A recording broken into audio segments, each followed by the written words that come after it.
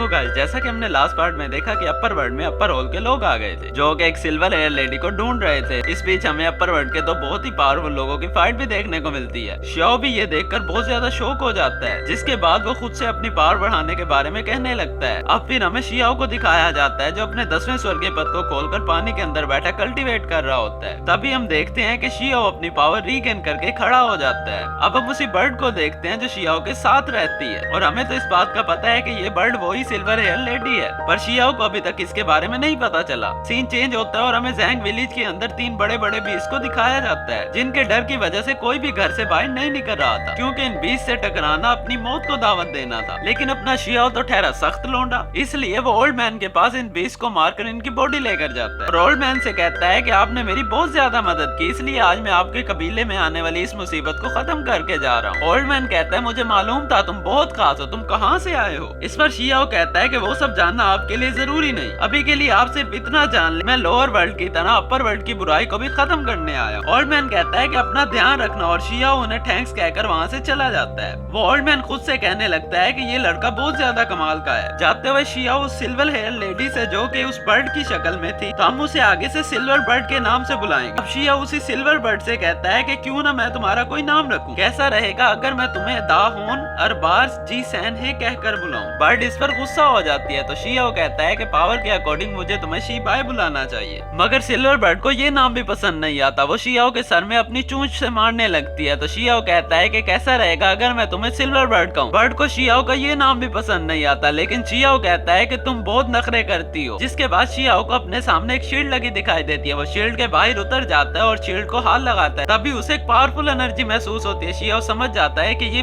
Shield किसी बहुत ही powerful person ने क्रिएट की है। फिर बर्ड शियाओ का मजाक उड़ाने लगती है, तो शियाओ बर्ड के सामने शोखियां मारता है। अब फिर गोल्डस्टोन बाहर आता है और कहता है कि टेंशन ना लो, मैं इसे खोल दूंगा, और वो इस शील्ड से जा टकराता है, और गोल्डस्टोन के शील्ड से टकराते ही वहाँ पर एक होल हो जाता है। शियाओ बहुत आराम से आगे चला जाता है। गोल्डस्टोन कहता है कि हम कहाँ जा रहे हैं? शियाओ कहता है कि हम बुलाओ सान जा रहे हैं, जहाँ हो सकता है कि मैं अपने मॉम डैड से मिल सकूं। फिर हमें दिखाया जाता है कि शियाओ बुलाओ सान पहुंच जाता है। वहाँ 2 लोग आपस में बातें करते हैं कि हम 2 बोन को रिफाइन नहीं कर पा रहे, पता नहीं हमारे एंसेस्टर ऐसा कैसे कर पाते होंगे। एक आदमी दूसरे से कहता है कि लियू सान तो बहुत ज्यादा पावरफुल है, लेकिन वो भी डेविल आइलैंड के बीस्ट के सामने कुछ नहीं कर पाता। तभी दूसरा कहता है कि डेविल आइलैंड पर बहुत से लोग कैद हैं, और मैंने तो सुना है कि एक हाथ वाले एम्परर ने वहाँ से भागने की भी कोशिश की थी। शियाओ समझ जाता है कि ये जरूर उसके दादा की बात कर रहे होंगे। तभी गोल्डस्टोन कहता है कि तुम अपने मॉम डैड को नहीं ढूंढोगे? तो शियाओ कहता है कि मेरे फादर के पास माउंटेन ऑफ प्रोटेक्शन है, इसीलिए मैं अपने दादा के पास पहले जाऊंगा। अब फिर वो आसमान की तरफ देखकर कहता है कि दादा मैं आपको जल्दी ढूंढ लूंगा। फिर शियाओ तेजी से माउंटेन की तरफ निकल जाता है। सीन शिफ्ट होता है और हमें उस माउंटेन को दिखाया जाता है। एक नरेटर वॉइस बताती है कि डीमन सन जो कि सुप्रीम पॉइजन ऑफ फायर को एक्टिवेट करा था,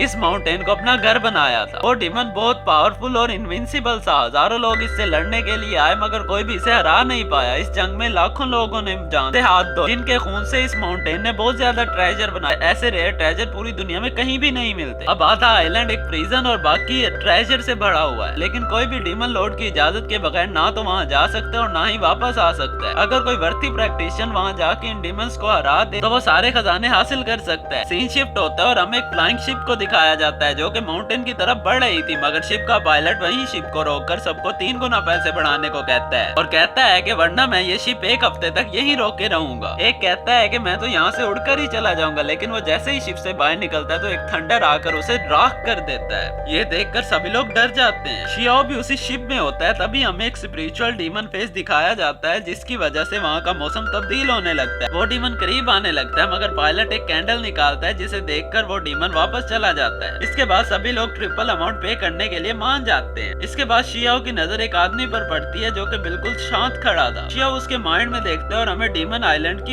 एक झलक दिखाई जाती है। इसी वक्त वो लोग डीमन आइलैंड पर पहुंच जाते हैं। अब वहाँ कोहरा भी हट चुका था। इसके बाद वो सभी शिप से उतर जाते हैं। तभी उनमें से कुछ लोग कहते हैं कि जिनको प्रिजन एक्सप्लोर करना है वो हमारे साथ आ सकते हैं। शियाओ भी इनके साथ चला जाता है, मगर अंदर जाकर वो इनसे अलग हो जाता है। तभी गोल्डस्टोन शियाओ से कहता है कि यहाँ पर हर जगह थंडर ऑरा फैला हुआ है, जिस पर शियाओ गुस्से से कहता है कि वो एम्परर जरूर व्हाइट डाउ लेवल पर था। गोल्डस्टोन कहता है कि तुम गुस्सा क्यों हो रहे हो? शियाओ कहता है कि मुझे दादा दादा के बारे में सोचकर गुस्सा आ रहा है। उन्होंने मेरे दादा को कैद रखा और उनको जंजीरों में बांध कर रखा। शियाओ एक कैदी के साथ डील करता है। अब वो कैदी शियाओ को बताता है कि कुछ समय पहले एक हाथ वाला एम्परर इसी प्रिजन में कैदी था और यहाँ के गार्ड हम सब की तरह उनसे भी खुदाई करवाते थे। तभी उसे एक दिन एक मैजिकल बॉल मिली जिसे उसने खा लिया। ये देखकर एक गार्ड ने उन्हें गर्दन से पकड़ लिया, मगर तभी उस एम्परर की बॉडी से तेज रोशनी निकलने लगी और वो उन गार्ड्स को हराकर वहाँ से चलेगा। शियाओ इस कैदी को आजाद कर देता है। तभी शियाओ कुछ गार्ड्स को कैदियों को मारते हुए देखता है। इस पर शियाओ को बहुत गुस्सा आता है क्योंकि उसे उनमें अपने ग्रैंडपा की झलक दिखाई देती है। तभी गॉडस्टोन कहता है कि यहाँ पर कुछ गार्ड्स वेनरेबल लेवल पर हैं, तो यहाँ बवाल खड़ा मत करना। शियाओ कहता है कि फिलहाल मैं लड़ने के मूड में नहीं हूँ, अभी मुझे अपने दादा का पता लगाना है। तभी वो कहता है कि तुमने ध्यान दिया कि ये गार्ड प्रिजनर की एक साइड नहीं जा रहे जहाँ अंधेरा है। अब शियाओ चुपके से वहाँ आ जाता है और डबल प्यूपल आई की मदद से उसे वहाँ पर एक पावरफुल शील्ड के बारे में पता चल जाता है, लेकिन डबल प्यूपल आई भी उस सील के आगे नहीं देख पा रही थी। अब फिर गॉडस्टोन इस फॉर्मेशन को चेक करने लगता है और कहता है कि ये सील बहुत ज्यादा कॉम्प्लिकेटेड है, ये जरूर इस डाओजोंग लेवल के प्रैक्टिशनर ने बनाई होगी। इसके बाद गॉडस्टोन शियाओ के कहने पर इस फॉर्मेशन से छेड़खानी करने लगता है। इसके शोर से गार्ड इसकी तरफ आने लगते हैं, लेकिन वो गलती से इस सील पर हमला कर देते हैं जिससे उन्हें जोरदार झटका लगता है। अब वो लोग इस सील को वापस ठीक करने लगते हैं क्योंकि इसके नीचे एंशिएंट डेविल ट्रैप था